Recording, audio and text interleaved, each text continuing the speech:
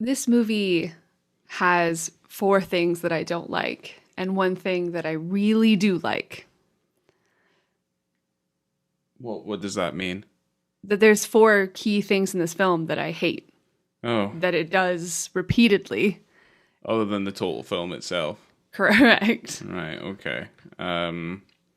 What are the 4? Well, no, what do you want me to guess? Oh, could you? I mean, potentially. Sure. Right, here we go. I'll take a stab in the dark. Profound animal cruelty.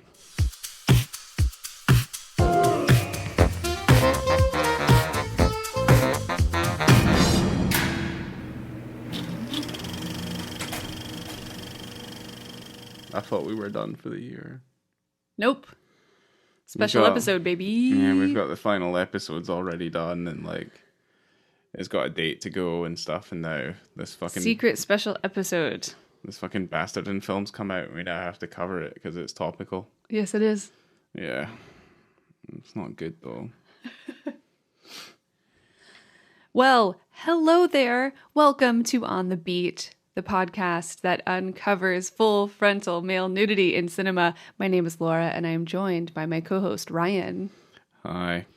Hey, Ryan. I brought you here today to talk about the brand new 2021 Jane Campion film, The Power of the Dog. Thing is, I don't want it to seem like I'm shitting on Jane Campion, but everything we've seen of hers recently has been absolutely dire. It's been... Don't 100% agree with you. I don't 100% agree. Right. Well, why? What's the thing that you did enjoy recently that you saw I enjoy first? bits. I don't think it's all trash. What do you mean? No, you have to enjoy it in its totality. You can't just be like... Well, no, because there can be parts that I like. I think if you put it all together and you blend it all and you meld it together. Alright, so Jane overall, Campion. Yeah, Jane Campion smoothie. Yeah, I didn't come out of it feeling like I want to jump off a cliff. That's fine, but I mean, if you put a turd in the smoothie, the fucking smoothie still tastes like shite. You know what I mean? I think that's a really sad way of looking at life. Everything should be perfect all of the time. Because there's poop everywhere. Yeah. Well, I don't know. Yeah. We're back on Jane Campion. To the point where we're I'm doubting if the piano's any good. You know what I mean? I'm going to watch it again. And I have watched more Campion since we did episode 3 in the cut. I watched Sweetie. I don't remember what year that was, but I watched that. That also has full frontal. So spoilers, Ryan, we're probably going to have to do that one at some point. Great. And what else did I watch? Bright Star. Bright Star. Yeah. That's not good either. No. And that's got really good reviews on Letterboxd, and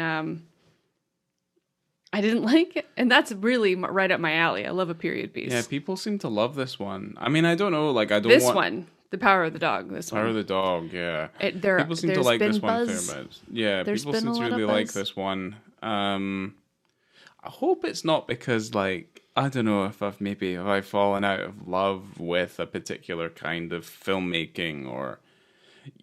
And I don't want to bar it all out as just kind of very melodic, kind of meditative kind of filmmaking, because I quite enjoy that sort of thing. Mm-hmm. Maybe I just don't like Jane Campion's films. Perhaps. That's just the way it is, Well, I think, and how you described a shit smoothie is how we definitely have differences in how we look at things in general, because it's not a total shit smoothie. It's got strawberries and cherries, a bit of banana. It's got some mango in there for a bit of zing, but then someone's also put a bit of poo in there. That's too much. That's a bit too much.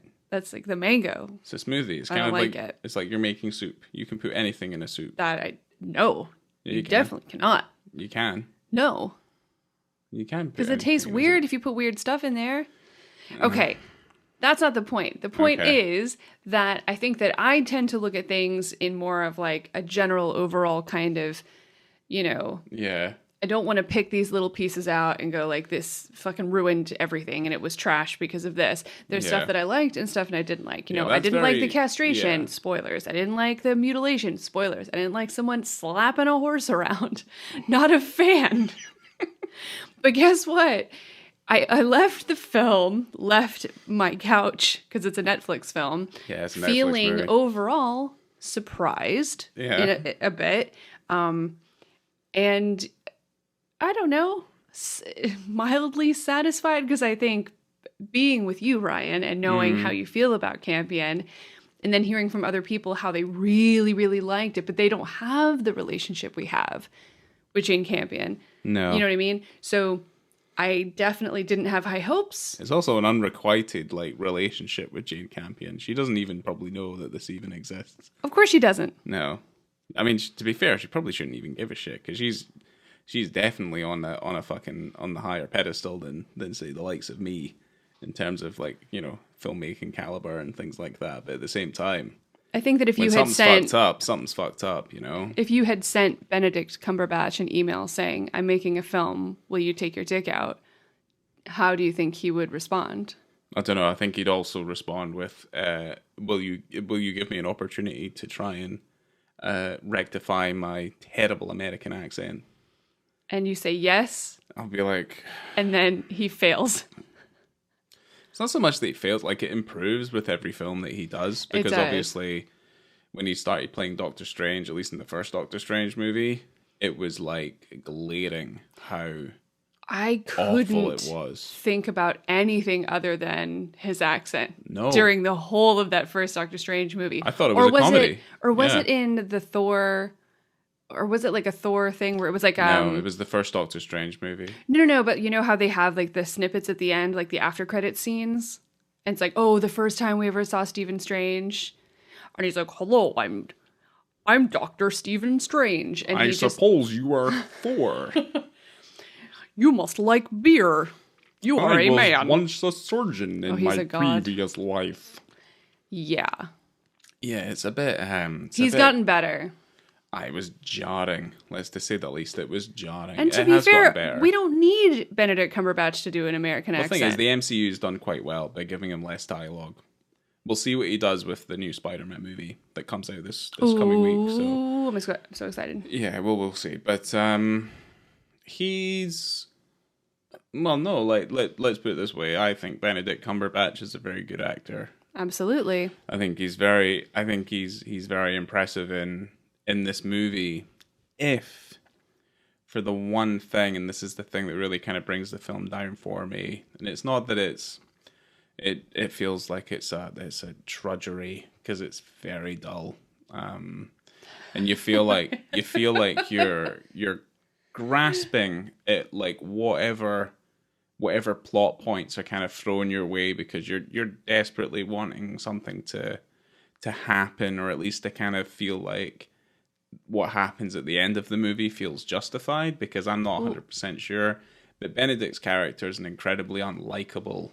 he's horrible. He's a salt of the earth cattle rancher. Yeah. So, for the most part, he is at no point ever likable in any way, shape, or form. No, not really. There's not a redeeming characteristic about the man. And as we've gone deep into this, and I haven't even introduced who's in this film, nor have I given a summary of what this is. No. And as we've mentioned before, it is on Netflix. It was a Netflix premiere very recently. And I'm not going to talk about Jane Campion's previous thing. This is her first film in 12 years. What was it Bright Star before this one? Or was there a different one? Well, let's put it this way. Whatever she made last, effectively, almost, oh dear. I'm not going to bring it up right now. Just kidding. You gave me the shitty pop shield, so it just fell in my face. Okay. Well, just don't touch it. Didn't touch it. Don't touch it. Okay. Or touch anything. Well, no, she hasn't made a film in 12 years, and I'm assuming the last film she did was Bright Star. Well, she has been doing TV in the interim. That's true. And I'm assuming most directors are probably doing that now, because of just the way the film industry has changed to such a drastic degree within the last 10 or 15 years, just in terms of like securing funding and things tough. like that. So things are different now. Well, how about, Ryan, you go and check her Letterboxd while I go and do my overview. So we have Benedict Cumberbatch as Phil Burbank, Kirsten Dunst as Rose Gordon, Jesse Plemons as George Burbank, and Cody Smith-McPhee as Peter Gordon. So Cody Smith-McPhee plays Kirsten Dunst's son that I didn't realize until maybe halfway through the film. I thought it was her brother. I thought it was the brother as well. Whoops. And Cumberbatch and Jesse Plemons are also, they are brothers. Not also brothers, but they're brothers. The cinematographer is Ari Wegner. Oh my God. Ari Wegner. Ari Wegner. Yeah, there you go. Sounds better. Okay, thank you. Sorry. Who was also the director of photography on Zola, which is another movie we're going to have to do soon. That came out in 2012, which I remember reading the Twitter threads on that. So if you guys don't know what that is, check out like the Zola Twitter threads. Very funny. That movie is on Showtime right now as of the recording of this podcast. I recommend it. Definitely recommend that movie, and we will be doing that eventually. Maybe we'll do that one soon. Cool. Because I just watched it. So Bright Star is her last film. Okay, fair. So she's not got a ton of stuff on there anyway. Okay. So the synopsis of this film from Letterboxd. Yeah, what is the story of this film according to Letterboxd? Yeah, I'd love to know. You're gonna have problems. Okay. I'm gonna have a shit. Don't shit. I'll try my best. Okay. Charismatic rancher Phil Burbank inspires fear and awe in those around him. When his brother brings home a new wife and son, Phil torments them until he finds himself exposed to the possibility of love.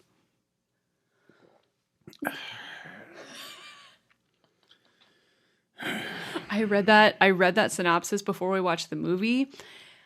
And I don't want to, we're not going to go too deep into spoilers. We're going to give, It's still relatively quite new. It is new, so we're not going to ruin this movie for you. I'm just going to give you, I don't know. Whatever. Just listen. We'll deal with it. Other podcasts and reviewers and stuff or analysts would 100% spoil everything about it. But to be fair, because of the angle we're taking on it, obviously on the podcast and all our media and things, we don't have to tell you the ending of the movie. It doesn't really matter. It's not going to be beneficial. Not in the grand scheme of things. No. But I do have problems with this synopsis because I was waiting for certain things to happen based on this. That weren't satisfied. So it was very, very weird. And the tagline is weirder. Yeah, I hate the tagline. The tagline is, what it means to be a man. Pesh. Doesn't make any fucking sense. Pesh. But this was a book written by Thomas Savage, I believe in the 60s. Yeah. And it was adapted by Jane. Sure was. She loves to do that. Yeah, good for her. She does. Yeah. Congratulations. And there was a few times within us watching the movie where I was like, oh, this is my favorite song because it sounded like shit. Some of the score was so annoying. Well, I'm going to say, because who has done the score, what's his name? He's the guitarist from Radiohead. Johnny Greenwood. So he's made some relatively quite good scores for other movies. The one, obviously, that I mostly remember is There Will Be Blood. Yes. And I think the score for that's very effective. I would just say that maybe he's been misdirected. Are you just going to blame Jane again? She's the captain of the ship. Yeah, she also wrote it, so yeah, it's a bit she also repetitive. made In the Cut as well. I don't know if anyone's aware of that. She also made a movie called In the Cut, and it's terrible. But not that bad. It's also another that's on Netflix book that too. she adapted. Yeah, it is. If you want to watch it, if you want to laugh, you might as well watch that one. There's some funny bits in this movie as well, unintentionally, I might add. But oh my god, yeah, there's some shit. But no, yeah, there's some.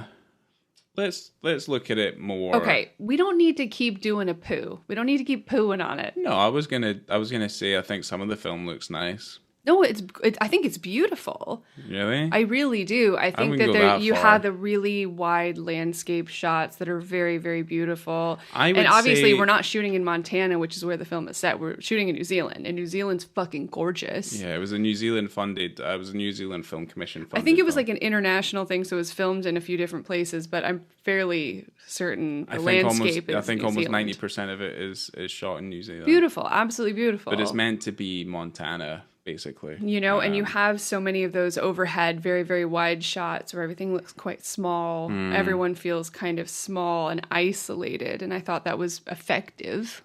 Yeah, I mean, there's certainly some questionable things about like the dating of the movie and the fact it's set in 1925, and I think I felt like it was the level of the lack of modernization I felt from even this time in history was quite glaring. I don't know. They had did they not have telephones? Wait, did they not have telephones? I mean, they were still writing letters and stuff. Well, we write And they letters were also, now. I mean, one of them had a car, you know. There's cars, you have electricity, and I think it made sense in the way that they are so isolated. This is a farming community. Yeah. This is a ranch. You're in the middle of nowhere. You know, to get somewhere, it takes quite a long time. So Yeah. it makes sense. And you're also dealing with that westward expansion towards California, towards Pacific Ocean. Yeah. So it's not as settled. And it's not as settled now. If you drive through that area or go through even the Midwest at all, sometimes you can drive for miles and miles and miles and not see a person. Yeah. That's fine. I was kind of more like personally, I feel like with that location and how they did it, it would have been very difficult for them to make it look ugly. Yeah. This is not the like Terrence Malick levels of like that sort of grandeur though. Like I wouldn't even go that far. Like it doesn't even scratch the surface of say Badlands or Days of Heaven. Like right. That sort of idea, because they are very similarly kind of meditative, like artistic journeys focused on, you know, these kinds of people. Okay. And also I would say this is a atypical Western. So for the most part it's relatively quite mumbly. So you kind of find that for the most part the fact that everyone seems to be talking through whatever, everyone's got cotton balls in their mouths. You're not really 100% sure what people are saying either. That did happen in the beginning of the film where I couldn't understand what Cumberbatch was saying, and I just let it go. I don't have any questions. Just keep going. But like, there's better examples out there on how you make a film of this type look absolutely gorgeous. And I would say the assassination. She doesn't have to though. She can just make her own film. It doesn't have to be, you know, compared to every other film. Why can't it just be this film? She made her film this way. That's fine. I'm not going to give it props for looking amazing, because I think it it does. Looks beautiful. Nah, that's fine. Just watch The Assassination of Jesse James. It's better. Honestly, it's a better movie. I thought that movie was boring. Wow, there you go. I didn't mention it to you earlier today. That was boring, this goddamn thing. Can't see. The thing is, I can't remember the Jesse James movie, but I remember this one because we just watched it. Yeah. All right, well, I don't remember a lot of Power of the Dog. Do you remember Angry Hula Hooping though? Yeah, it was pretty funny. It's so kind of like, it's such a weird thing. So many things that I laughed at, and I don't know if it's meant to be funny, but maybe that's okay, you know? And I'm glad that we watched it at home and not in the theater. I don't think that this movie adds anything being in the theater. And that's, I don't know if that's controversial. I think that's a damning indictment on how it looks, but anyway. And no, it's not about how it looks. It's how I want to be able to look over at somebody that I'm watching the film with and go, what the fuck is happening? Why is this happening? Who are they talking about? What is this? Like, there was so many times where we looked at each other and I said, wait a minute. Yeah. I don't understand, you know? And we're missing like this central kind of through line where neither of us knew through most of the film what the point is. Here's the thing, and I'll say this about I'll say this about certainly some of the reviews and things I've seen is that people feel like you can read into it so much further than I personally feel like it actually deserves. Because either it's unintelligible or it's being misconstrued as feeling deeper and requires further examination. I feel like it's just not as deep a story as it seems to feel like maybe it is. you're not connecting with any of the characters, because you do have characters that you could potentially dive deeper into. You have the Cumberbatch. I'm not going to dive too deep into his story, but he is a man who feels Character development is weak. Dependent on his brother. Yeah, the only good characters in the movie are himself and his brother. They're the only two good characters in the movie. Okay. Yeah. They're the only ones that are like not as shallow as a puddle. For the most part. Right. I mean, I understand what you're saying, but I think that's also the thing where you're not able to connect with any of the characters. You're not able to connect with Kirsten Dunst's character. No. Who feels, you know, that she's been probably abandoned by her husband and she's left with this kind of abusive brother-in-law who's, you know, treating her like shit and being really, you know, condescending all the time. And she feels like she needs to just drink alcohol in bed and go to sleep. I mean, I will say, I couldn't see how, because again, they don't show it, and they show it very much in a level of chapters, all the way through the course of it, I couldn't understand why she was at such odds with Cumberbatch's character at all, other than the fact he taunts her sometimes. Right. No, I also thought that she was a little bit weak-willed, and that I found annoying. You know, you come into this house and you're married to the man who at least partially owns this ranch, and you have a level of, you know, authority. And she just is like meek and sad, and everyone's crying all the time. Everyone's so upset. Yeah, but then everyone's eyes are welling up with tears. Yeah, everyone's crying all the time. All the time. And I mean, I can understand maybe the more maybe it's because they live in Montana. The sexual politics that are going on there, where the woman's not going to say anything to the men. It's also their family's cattle ranch. So Cumberbatch probably has so much more stake in where they are than she'll ever have, even being married to his brother. That's right, kind of and the brother is not going to help either, because he's also very weak-willed. No. So. And where the other part of like the synopsis comes into play is with her son Peter, who is basically detailed as a young, meek, probably homosexual young man. Yeah. And that, for the most part, causes relative amounts of rifts and tension amongst the very male, salt-the-earth oriented lifestyle that they're all inhabiting there. You know? I mean, they have a problem against the brother who marries Dunst. Yeah. He calls him fatty. Yeah, he's really mean to him.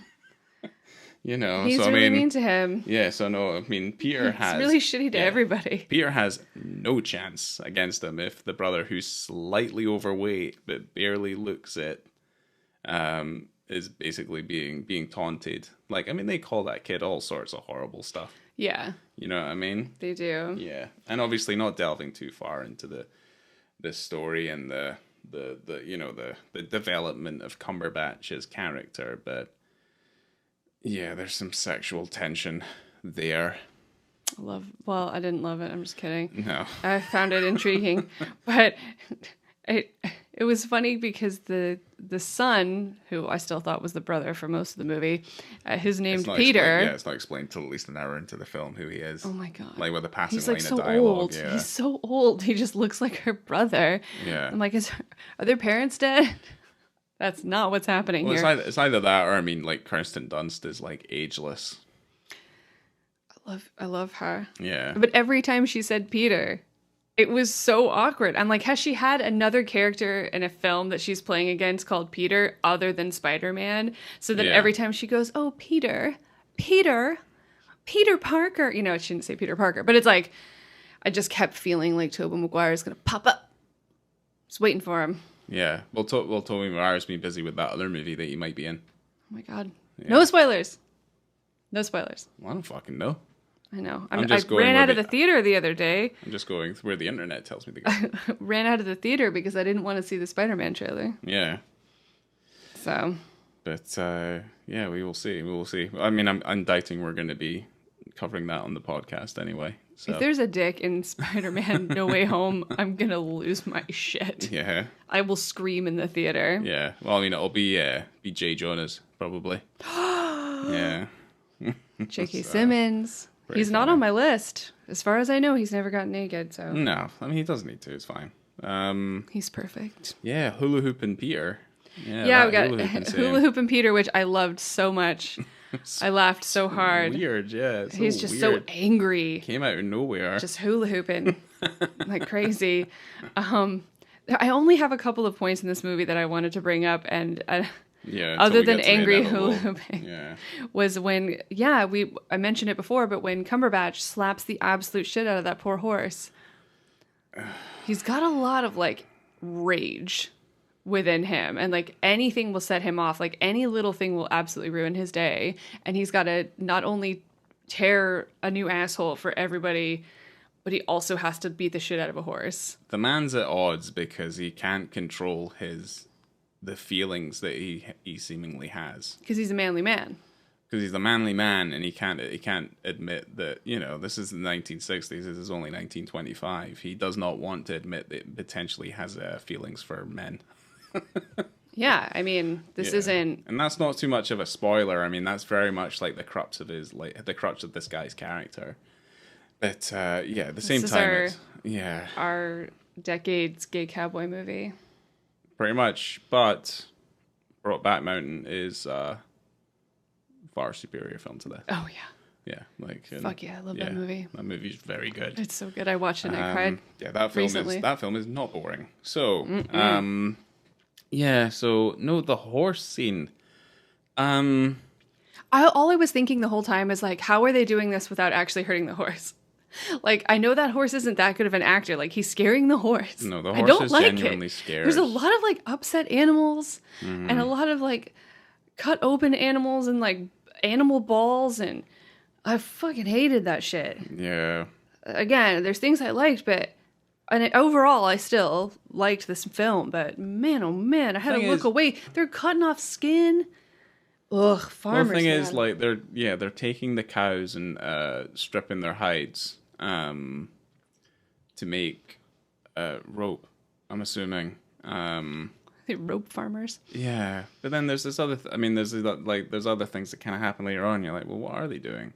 But I'm assuming because they are relatively quite wealthy people. Yeah. So it's kind of like okay, but. Yeah, I mean, I don't know.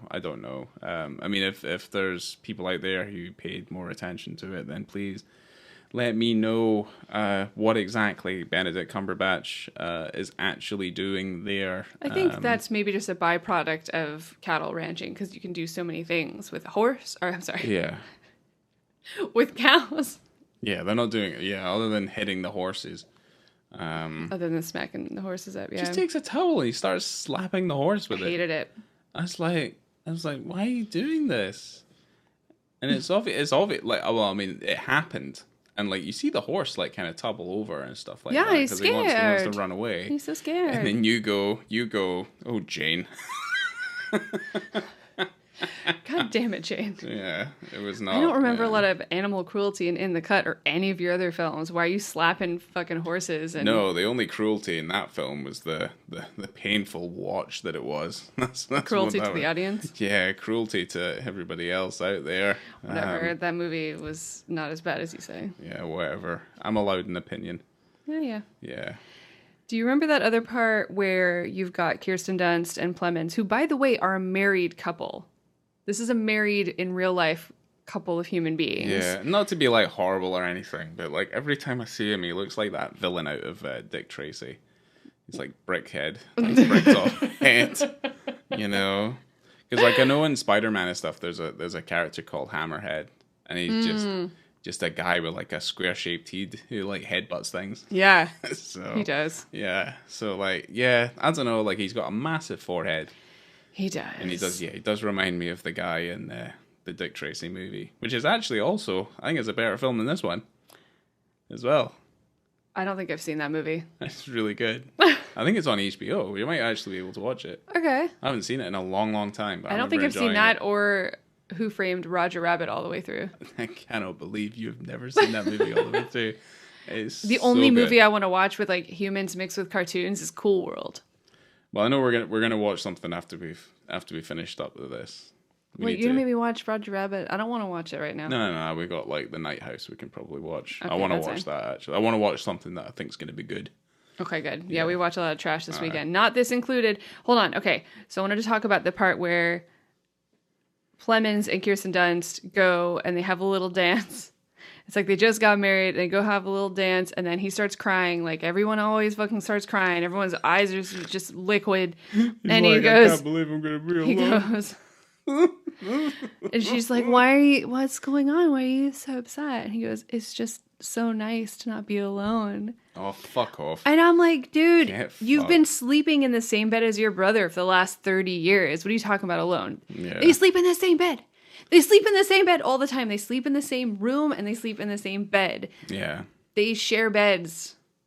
Like, you have a mansion. You have a ranch mansion. Yeah. There's so many rooms in that place. That place is gigantic. But then they're sharing a room with like twin beds. Get the fuck out of here. Well, look, I'll be 100%. So codependent, these two. No, but you know what? I think that's actually interesting into like their character dynamic. I actually think that's quite interesting. I didn't have any problem with that. Well, tell me whatsoever. Why is it interesting? Why is it interesting? I think it's weird. It shows Where's their private time? It shows to me that their family dynamic as they were growing up was not strong.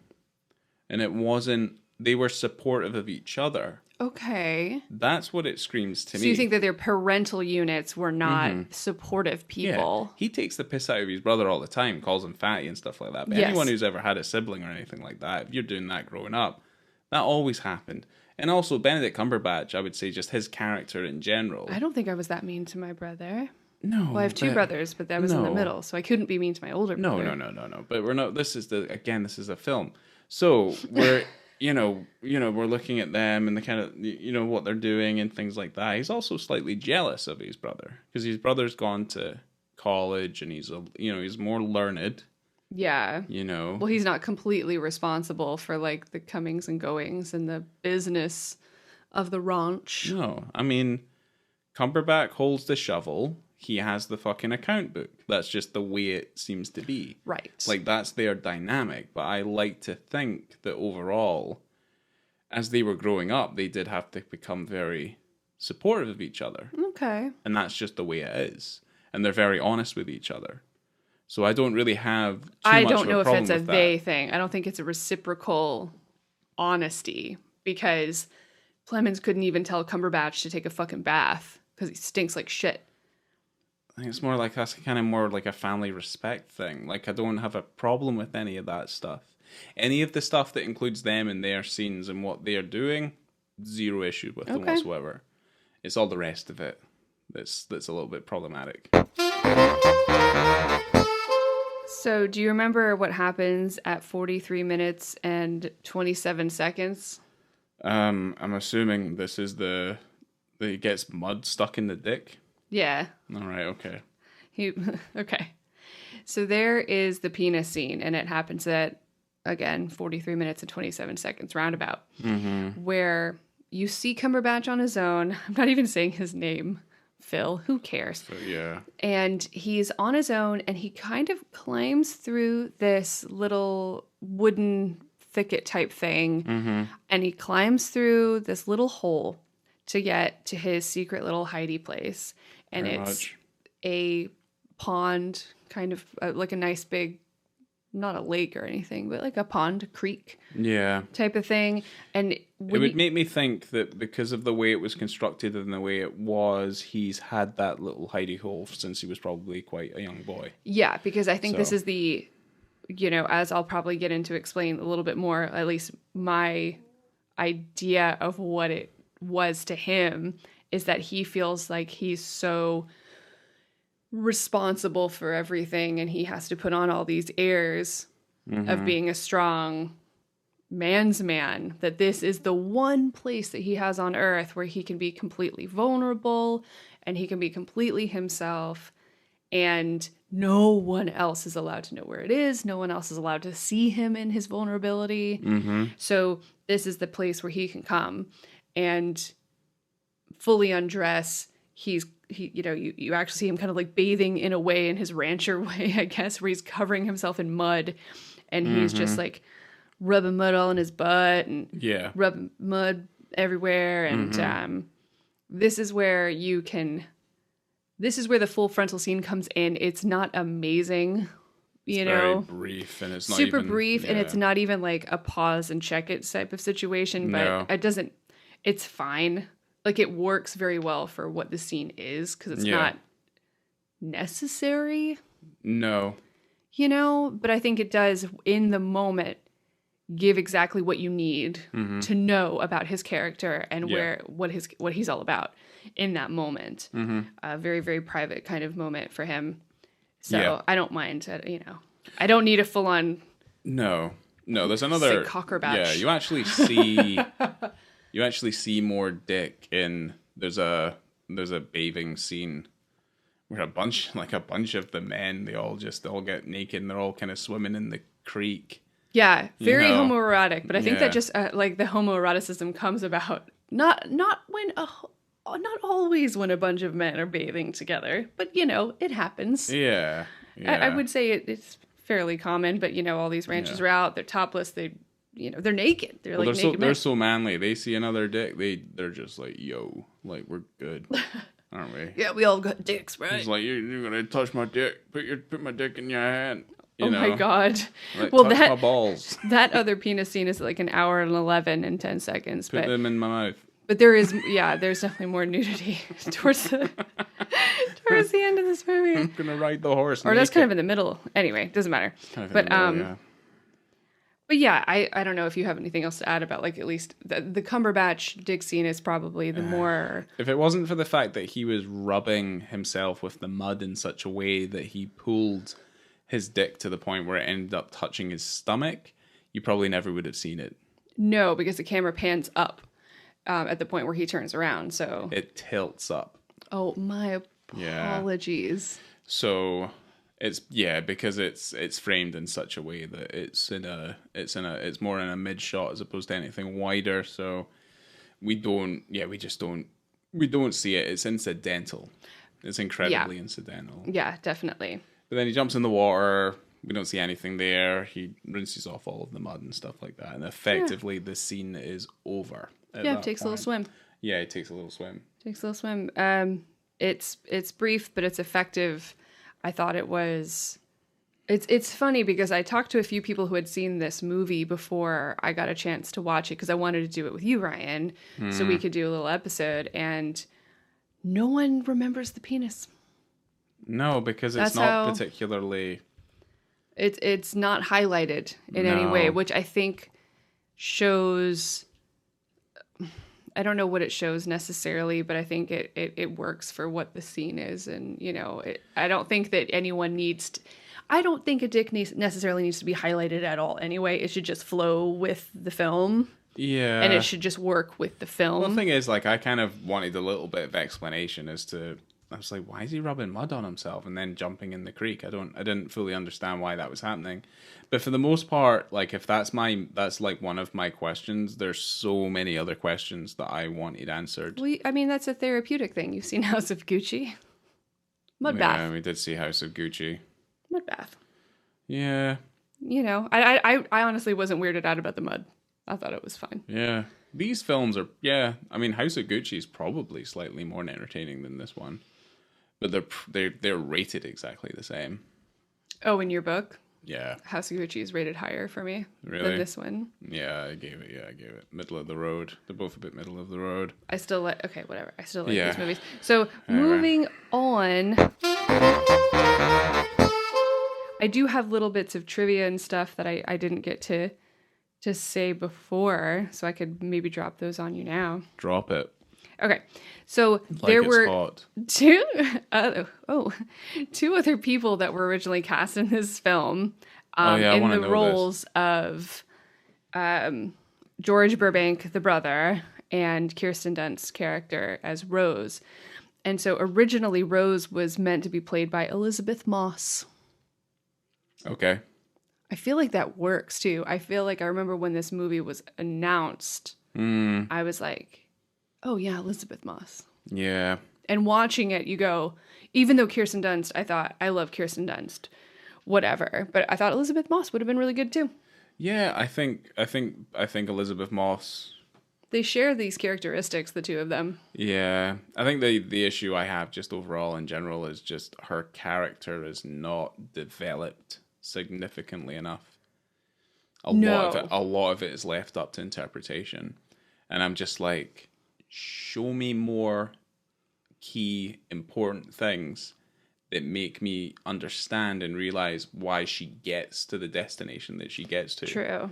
Because it's just not fleshed out. It definitely doesn't feel as though she should be going as far as she was going, just based on a little bit of mockery by the brother. They don't look like they have hard lives. No, they do not. At all. It looks blissful. Compared to what she was doing before. Like if you wake up actually, every what she was morning, doing before wasn't honestly that bad either. No, she effectively ran like a small B&B. Yeah, that seems alright. Like at the same time, I'm like, okay, like I can understand this is hard labor and it's maybe a bit of a hard fucking life, but not for her. Look at what you're surrounded by. She had housemaids. They have cooks, multiple staff. She didn't have to do anything. Maybe she was bored. Maybe she was bored. Maybe she was bored.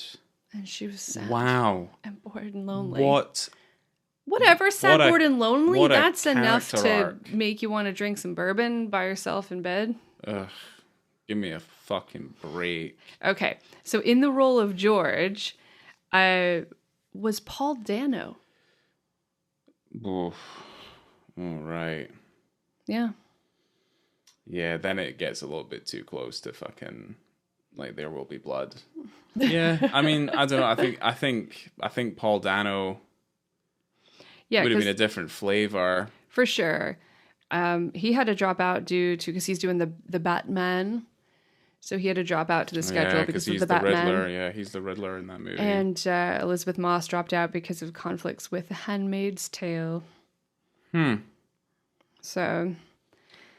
Thing is, the casting isn't the issue. I feel like just the writing is more my issue.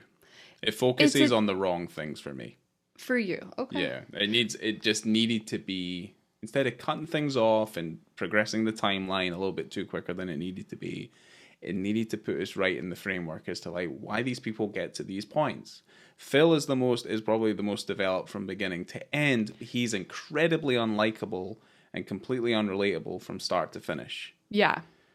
Peter, at one point we thought Peter had died. Because we didn't even know where he went. Like after he did the angry hula hoop, 30 minutes. We thought he'd hula hoop so much he went to the sky and he never came back. Yeah. And then he just kind of appears. And for me, I'm like, look, I shouldn't have to work this hard to try and piece these things together.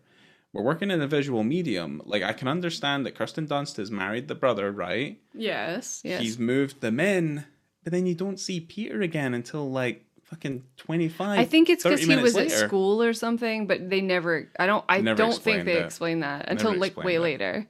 I'm like, okay, he's in medical school now. He's a fucking freak. Yeah, and that's what I mean. Is like they focus on wrong things in the timeline. They try and extend things out maybe a little bit too much, or quicken things up a little bit too much, and then you're kind of just left a little bit lost, trying to feel like, well, why is this person now back? It's kind of like when they cut up. This is controversial, but when they made the shortened version of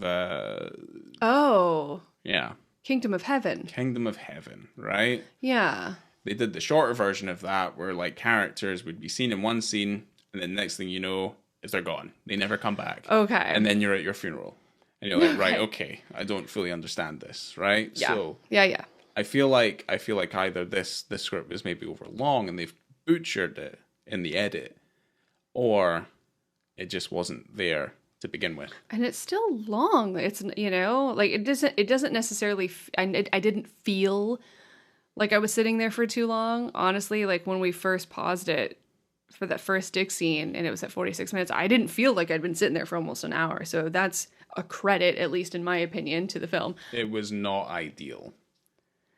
Okay. So since this is a fairly new film, I only have one accolade, and it was from the Venice International Film Festival, and Campion was awarded the Silver Lion for Best Direction. So, All right. yeah, that's the only accolade I have.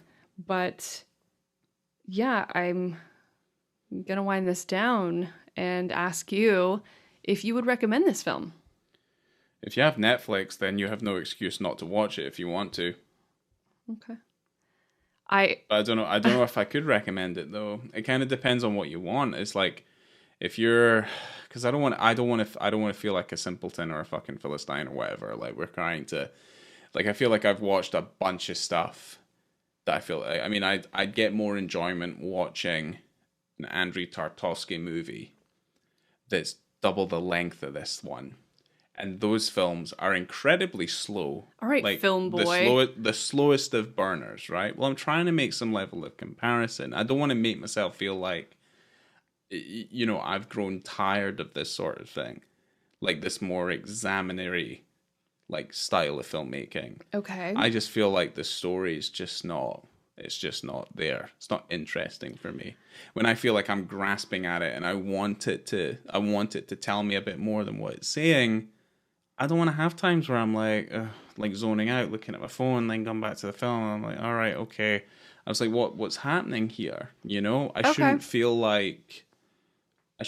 lost in it. What it should do is it should be losing me in the wonder of what it's creating. That's very romantic. And it's not doing that.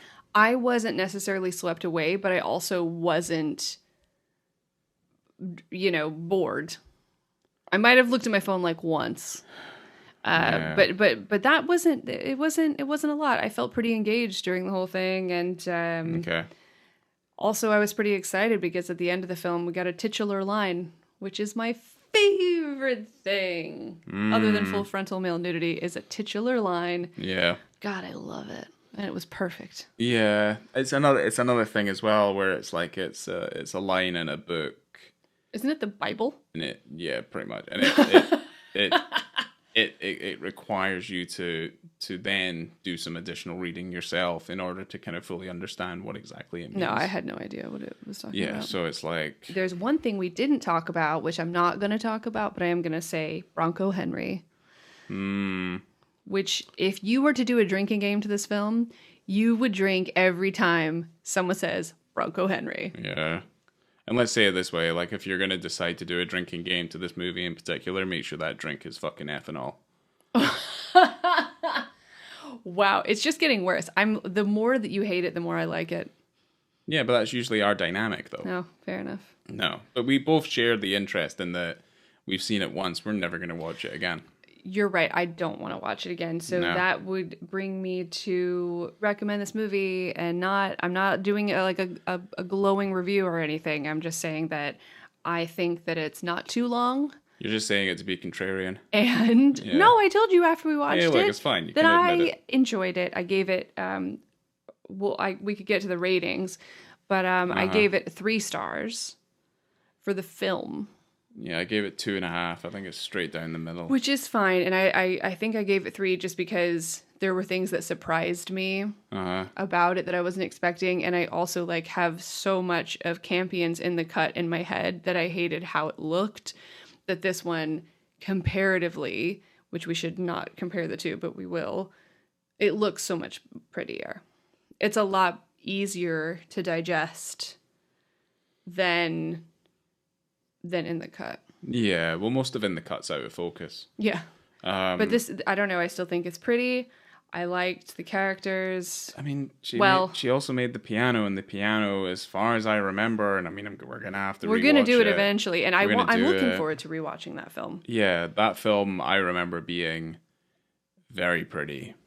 I'm excited to revisit all of the things you're saying about the piano when we actually record the piano. Yeah, I'm actually quite scared now. It's actually worrisome.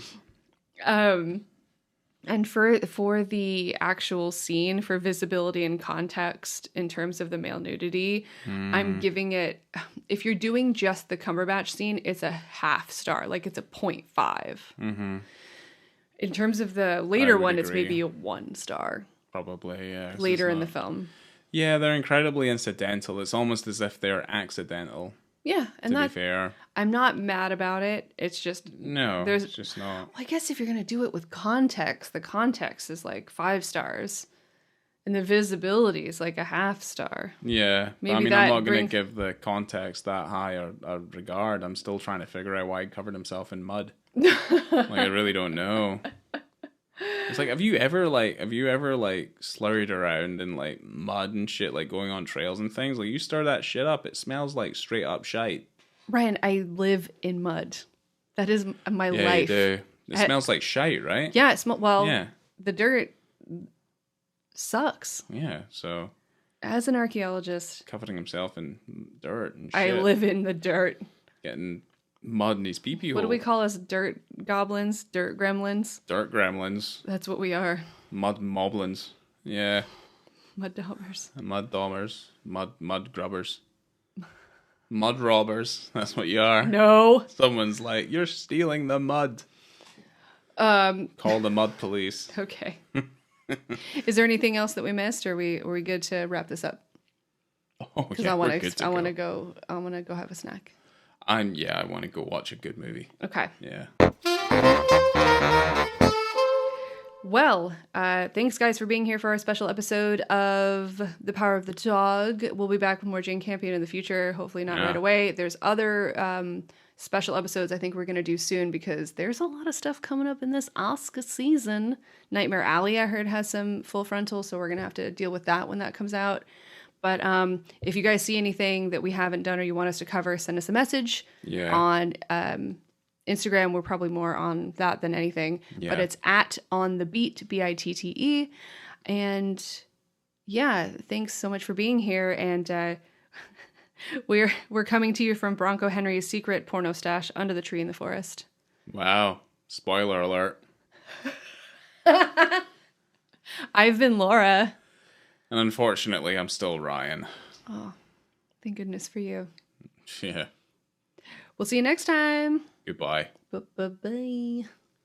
Get me a towel. I need to slap a horse. Oh, God, leave him alone. Poor thing.